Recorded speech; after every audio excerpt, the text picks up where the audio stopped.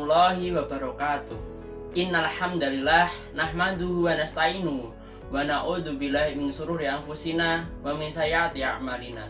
May yahdihillahu fala mudhillalah wa may yudhlilhu fala hadiyalah. Asyhadu an la ilaha illallah wa asyhadu anna Muhammadan abduhu wa rasuluh la nabiyya ba'da.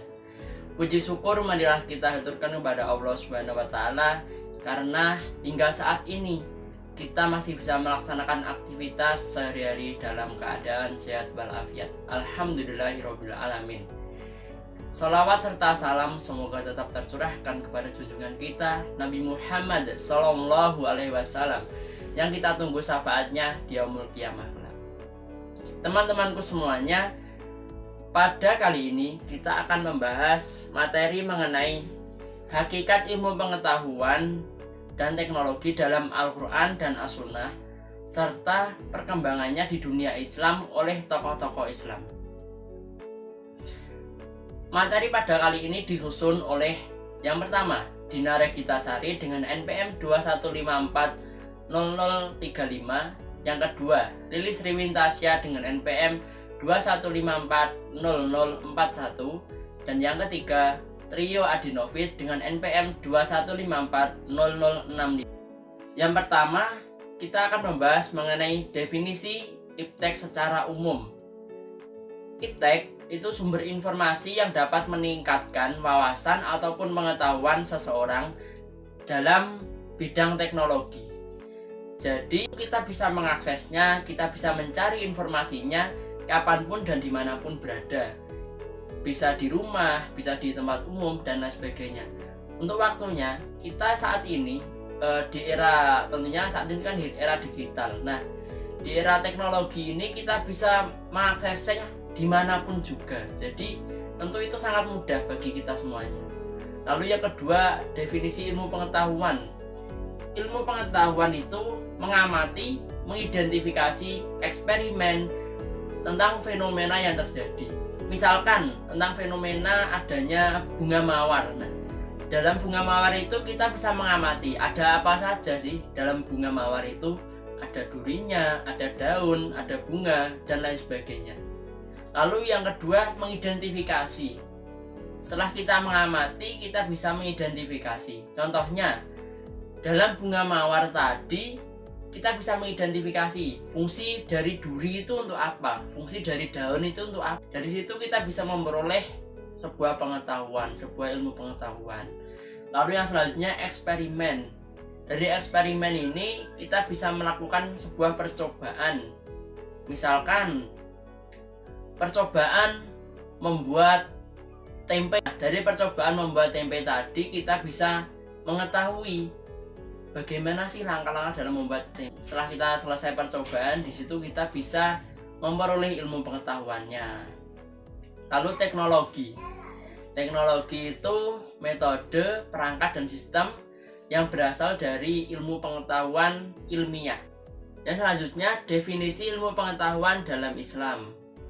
Definisi ilmu pengetahuan dalam Islam yaitu secara etimologi, kata ilmu berasal dari bahasa Arab, yaitu ilm, yang berarti pengetahuan. Kata ilm diserap ke dalam bahasa Indonesia menjadi ilmu yang merujuk kepada ilmu pengetahuan. Jadi dalam Islam, awal kata ilmu itu dari kata ilm, lalu kemudian diserap ke dalam bahasa Indonesia. Seperti yang kita kenal saat ini itu menjadi ilmu pengetahuan. Yang kedua, definisi ilmu pengetahuan sendiri dalam Islam. Pengetahuan yang diperoleh berdasarkan pemikiran mendalam para ulama dan ilmuwan muslim yang bersumber pada Al-Quran dan hadis. Jadi, ilmu pengetahuan dalam Islam itu sumbernya yang pertama itu dari pemikiran-pemikiran mendalam oleh para ulama, oleh tokoh-tokoh Islam.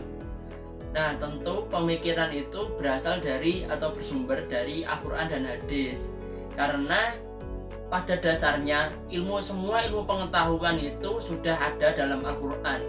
Tinggal bagaimana kita sebagai umat, sebagai manusia, kita mendalaminya, kita mencarinya, kita memperolehnya. Ilmu pengetahuan dalam Al-Quran. Dalam Quran Surat Al-Baqarah ayat 164, yang artinya, sesungguhnya dalam penciptaan langit dan bumi silih berganti siang dan malam, bahtera berlayar di laut membawa apa yang berguna bagi manusia dari apa yang Allah turunkan dari langit berupa air.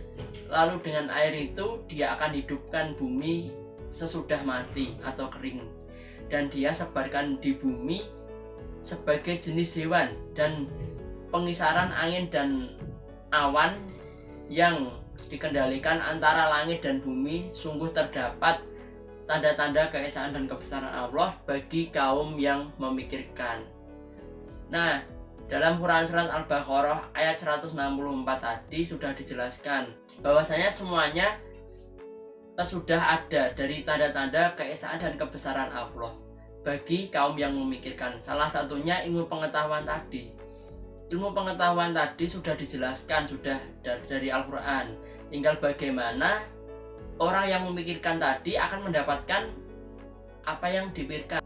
Lalu yang selanjutnya dalam Quran Surat Al-Alaq ayat 1-5, yang artinya 1. Bacalah denganmu menyebut nama Tuhanmu yang menciptakan.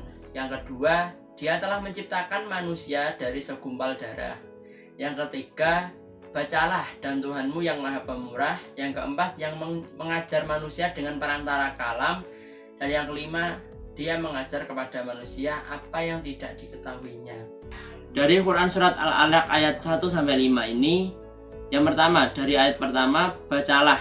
Nah, dari kata bacalah ini sudah jelas bahwasanya dengan membaca kita akan mendapatkan sebuah ilmu pengetahuan. Lalu yang di ayat keempat, yang mengajar manusia dengan perantara kalam, yaitu dengan perantara sebuah pena. Lalu kita sebagai umat diminta untuk membaca. Nah, dari tulisan itu kita bisa membacanya. Lalu dia mengajar kepada manusia apa yang tidak diketahuinya. Nah, dari sini sudah jelas bahwasanya kita yang tidak mengetahui, kita sudah diajarkan mengenai sebuah ilmu pengetahuan tadi. Selanjutnya, kewajiban menuntut ilmu. Kewajiban menuntut ilmu ini diriwayatkan dalam sebuah hadis, yaitu Rasulullah SAW bersabda, "Tolabul ilmi faridotan ala kulli muslimin." Hadis riwayat Ibnu Majah nomor 224. Menuntut ilmu adalah kewajiban bagi setiap individu muslim. Nah, dari hadis ini kita bisa mengambil kesimpulan bahwasanya kita sebagai umat muslim, sebagai umat manusia, kita diwajibkan dalam hal menuntut ilmu. Lalu yang kedua, dari Abu Hurairah, Rasulullah SAW bersabda,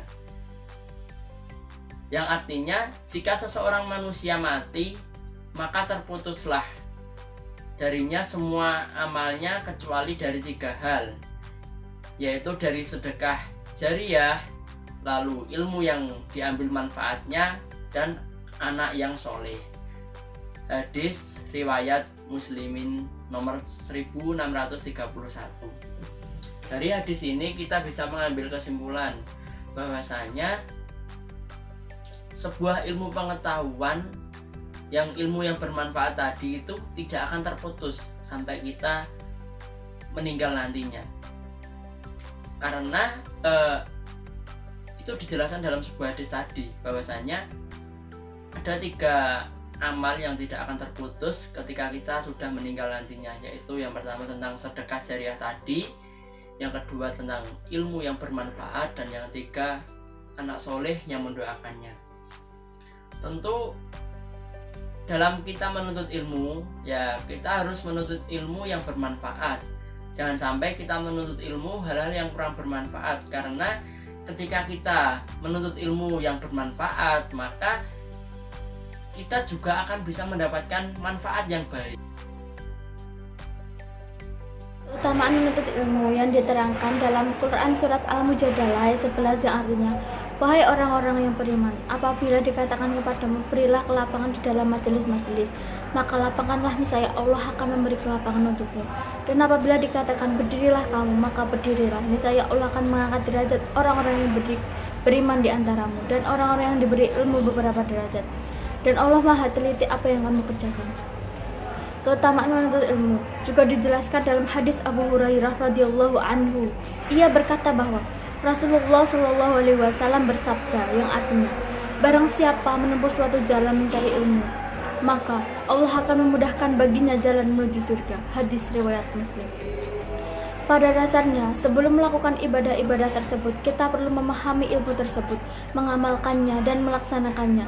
Misalnya, untuk melaksanakan sholat, maka sebelumnya kita harus berwudu, bersih dari najis, dan memahami tata cara sholat.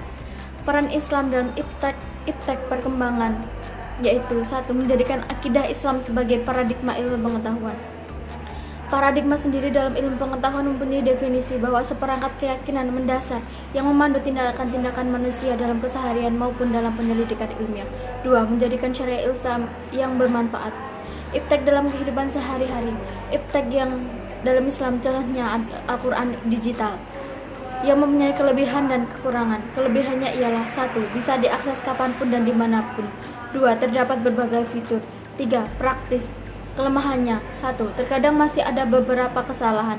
2. Radiasi mata. 3. Akan jarang menggunakan Al-Quran cetak. Selanjutnya ada tokoh-tokoh Islam dalam perkembangan iptek di dunia Islam. Yang pertama, Abu Ali Al-Husain Ibnu Abdallah Ibnu Al-Hasan Ibnu Ali Ibnu Sina 980 Masehi sampai 1037 Masehi. Ibnu Sina adalah seorang polimet yang benar-benar mendalami hampir semua ilmu pengetahuan. Beliau dijuluki sebagai Father of Doctor.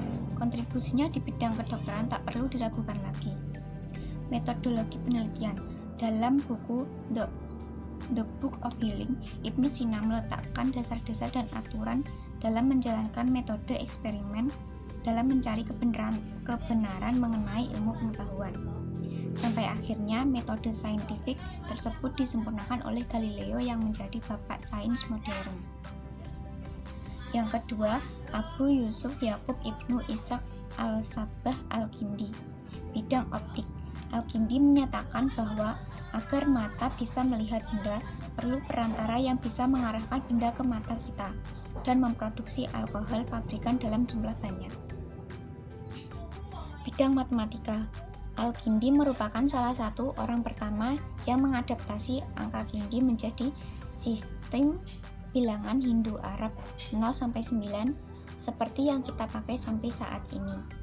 Yang ketiga, Abu Al-Fat Umar Ibnu Ibrahim Al-Khayyam.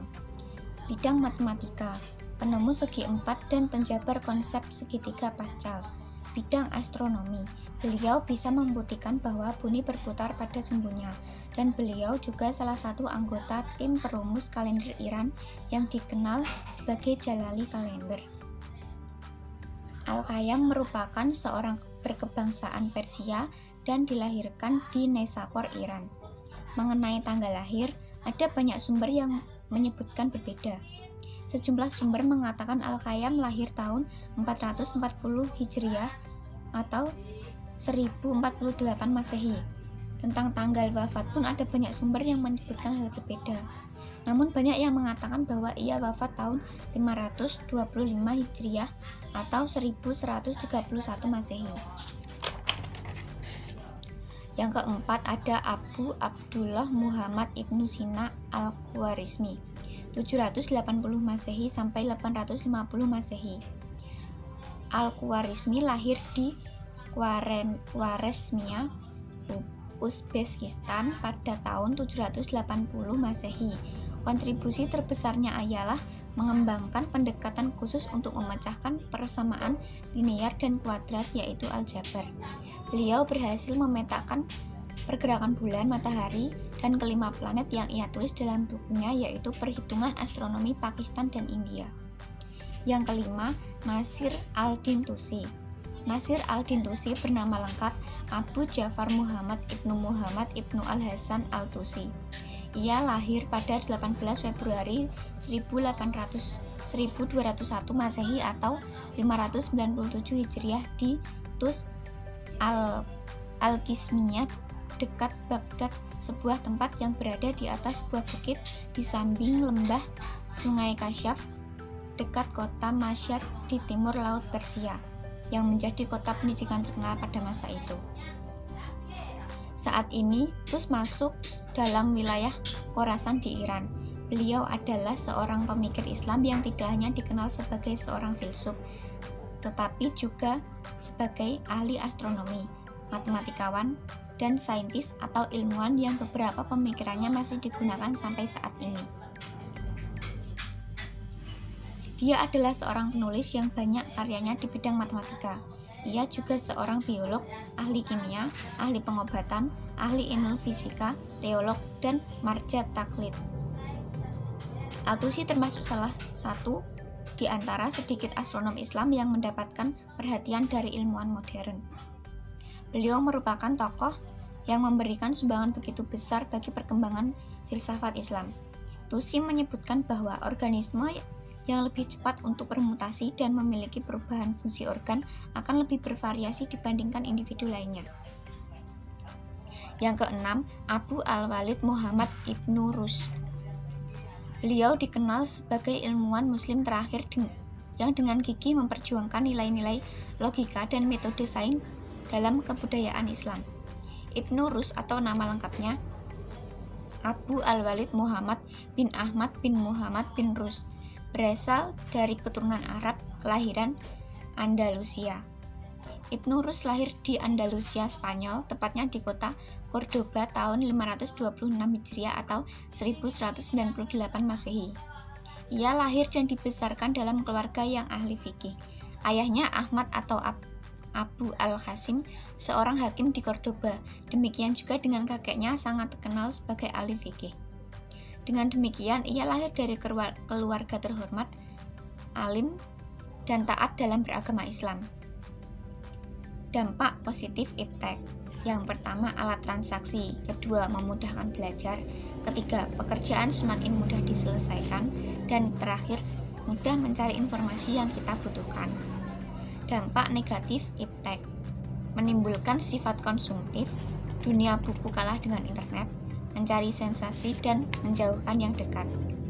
Sekian dari kelompok kami. Terima kasih. Wassalamualaikum warahmatullahi wabarakatuh.